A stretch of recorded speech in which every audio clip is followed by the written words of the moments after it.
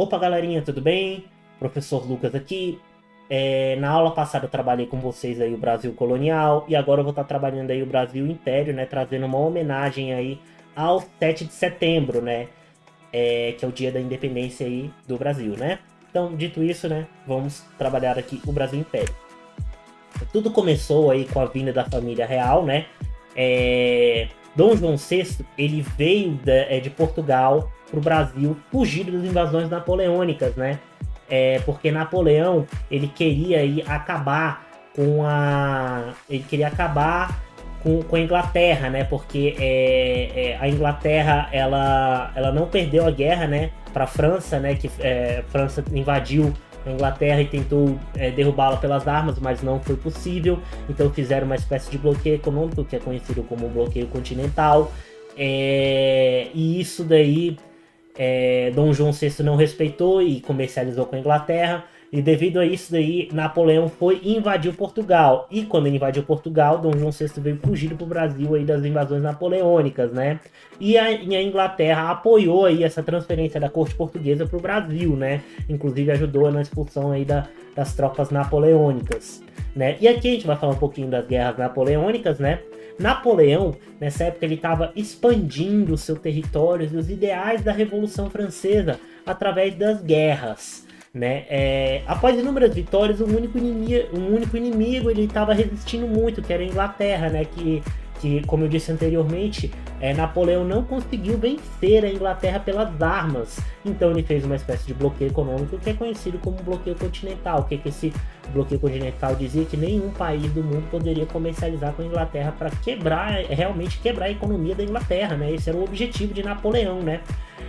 E o que acontece? Dom João ele não respeitou isso, comercializou e Napoleão foi invadiu, né? Só que para ele invadir, ele tinha que passar pela Espanha. Para ele passar pela Espanha, ele fez o Tratado de Fontainebleau em 1807, né? Que permitia aí que Napoleão passasse pelas terras da Espanha para invadir Portugal. E em troca, a Espanha ia ficar com um pedaço, né, das terras aí de Portugal.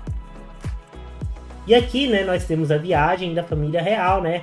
Eles vieram fugidos aí de Portugal para cá, né? E a viagem da família real aqui foram utilizados 8 naus, 3 fragatas, 2 brigs, 2 escunas, e a viagem foi feita em condições realmente muito insalubres, que muitas pessoas da tripulação ficavam doentes na viagem, né? A viagem foi muito ruim, muitos tripulantes aí sofriam com piolhos, com doenças, né, doenças extremamente contagiosas, então a viagem foi realmente muito insalubre, né? Só que foram embarcados muitos móveis, documentos, dinheiros e obra de arte e a biblioteca real também, né? A viagem durou 54 dias até Salvador, né? E a família real desembarcou em 22 de janeiro de 1808, né? A família real ela ficou por um mês em Salvador e lá assinaram o Tratado da Abertura dos Portos nas Nações Amigas em 1808, né? Que facilitava o comércio. E com a abertura dos portos, o comércio, né?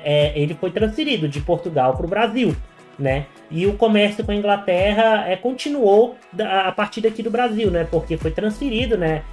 Vamos dizer, esse comércio de Portugal para o Brasil, né? Então o Brasil, vamos dizer, ele virou a metrópole, né?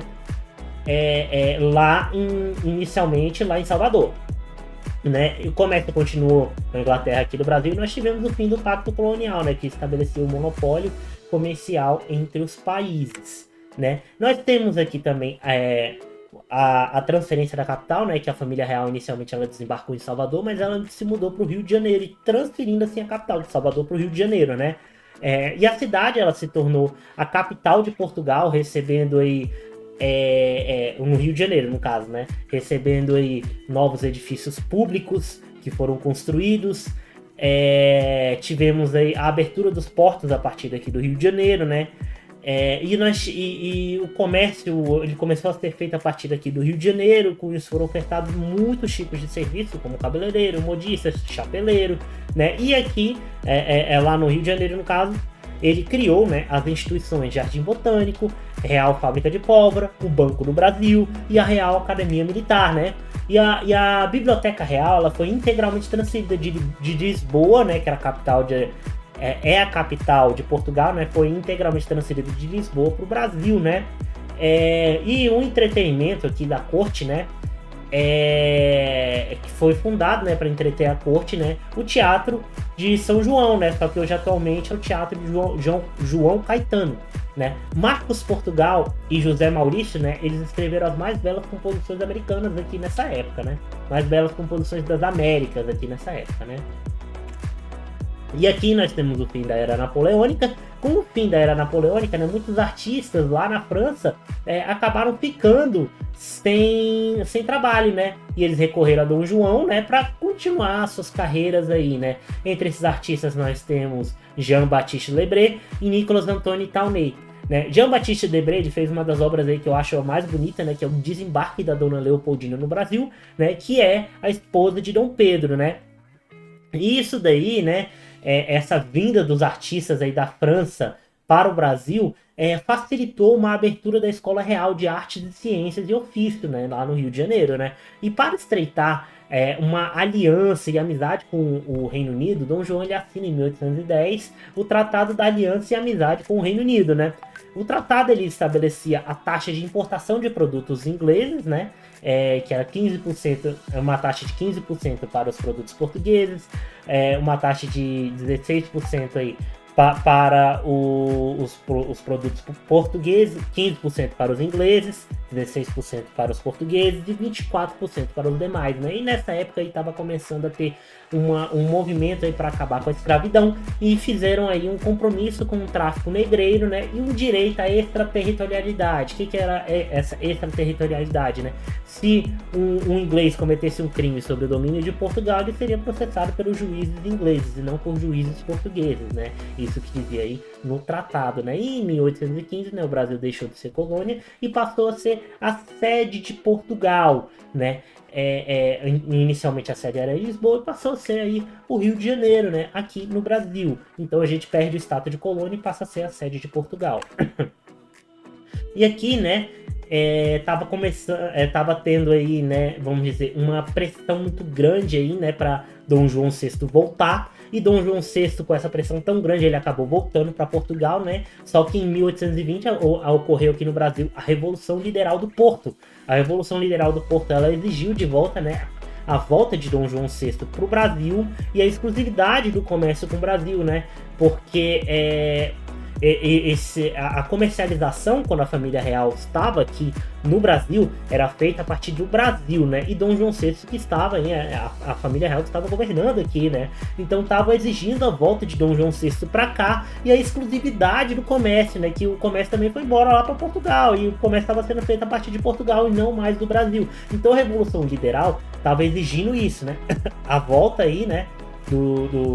De Dom João VI para cá e a exclusividade do comércio aqui no Brasil, né? Só que antes de Dom João VI ir embora, né, ele acabou deixando o seu filho aqui no Brasil, que era Dom Pedro, como príncipe regente. Só que quando ele deixou Dom Pedro aqui no Brasil, né, ele tinha apenas 5 anos de idade. Aí então ele deixou um tutor, que esse tutor era José Bonifácio de Andrade e Silva, que era o tutor aí do imperador, né, Dom Pedro. E nessa época aí, muitas regiões brasileiras estavam muito insatisfeitas, estavam ocorrendo muitas guerras, como a Batalha de Pirajá, o Cerco de Montevidéu e a Guerra do Paraguai, né? E em 1824, né, nós tivemos aí a Constituição do Império, né? Que ela foi feita aí com muitos aspectos liberais, né? E o que acontece? Nessa época o Brasil estava tendo uma instabilidade muito grande, muitas guerras, e era necessário aí que o imperador começasse a governar, só que ele ainda não tinha completado uma maioridade. Então foi dado aí o golpe da maioridade, né? Ficou conhecido como golpe da maioridade, né? Essa antecipação que a corte deu para Dom Pedro aí tá governando, né? Anteciparam a idade dele. Então Dom Pedro ele virou o nosso imperador com 14 anos de idade, né? E nessa época aí, né, a corte logo tratou de arrumar uma esposa para ele, né? Que foi a princesa Teresa Cristina, né? E desse casamento com a princesa Teresa Cristina nasceu a princesa Isabel, né? E aqui, né, nós temos aí o reinado de Dom Pedro, né? Dom Pedro ele acabou com a Revolução Farroupilha lá no Rio Grande do Sul, né? Nós tivemos um regime parlamentar que foi instituído por liberais e conservadores, que tinham poderes moderadores. Os liberais e os conservadores, eles se desentendiam muito, né? Então, Dom Pedro, para facilitar e acabar um pouco mais com esse conflito, né, ele instituiu esse regime parlamentar, né, que dava poderes tanto para os liberais quanto para os conservadores, né, para não ter briga entre esses dois grupos, né. E aqui estava surgindo também um movimento aí pela abolição da escravidão, né. E nessa época que Dom Pedro estava muito, muito doente, né? E quem aí fez a promulgação da libertação dos escravos, né? Foi a princesa Isabel, filha de Dom Pedro, né? Que promoveu aí a Lei Áurea, né? Que fez aí a libertação dos escravos, né? E aqui, né, tava tendo uma pressão de Portugal muito grande, inclusive teve uma ordem judicial que obrigava Dom Pedro a voltar para Portugal, né? E em 9 de janeiro de 1822, Dom Pedro declara que ficará no Brasil. Esse dia ficou conhecido como o Dia do Fico, né? Ou quer dizer, ele contrariou a ordem judicial de Portugal, que obrigava ele a voltar para Portugal, né? E lá em 9 de janeiro de 1802 ele falou: diga ao povo brasileiro que fico. E esse ficou conhecido como o Dia do Fico. Ele contrariou as ideias de Portugal, favorecendo as ideias brasileiras, né? E Dom Pedro, ele viajou para São Paulo, né, em busca de apoio político. E quando ele estava nessa viagem, né, ele deixou no comando a sua esposa, né, Maria Leopoldina. E no meio da viagem, né, Dom Pedro ele recebeu uma carta que obrigava a rebaixar o Brasil à condição de colônia.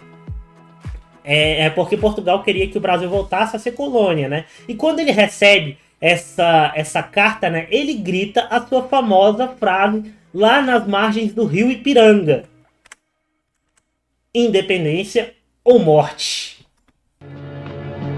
Da parte da princesa Dona Leopoldina e do senhor ministro José Bonifácio.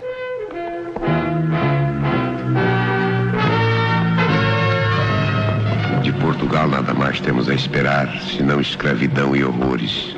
Decida-se, Vossa Alteza, o quanto antes, porque resoluções e medidas de água morna para nada mais servem. Cada momento perdido é uma desgraça. Só há 2 caminhos a seguir: partir para Portugal e entregar-se prisioneiro das cortes, ou ficar no Brasil e proclamar a independência. Mande mensageiro para São Paulo, que estropie tantos cavalos quantos forem necessários, mas que entregue o mais rapidamente possível estas mensagens ao príncipe regente. Todos em forma! Sai, canalhas, parasitas, cachorros! O que é que aqueles imbecis estão pensando? Eles querem e terão a sua conta. Em forma! As cortes de Portugal querem nos escravizar! De hoje em diante, as nossas relações estão cortadas! Eu nada mais quero do governo de Lisboa! Nenhum laço nos une mais! Pelo meu sangue, pela minha honra e pelo meu Deus, juro promover a independência do Brasil! Independência ou morte! Independência!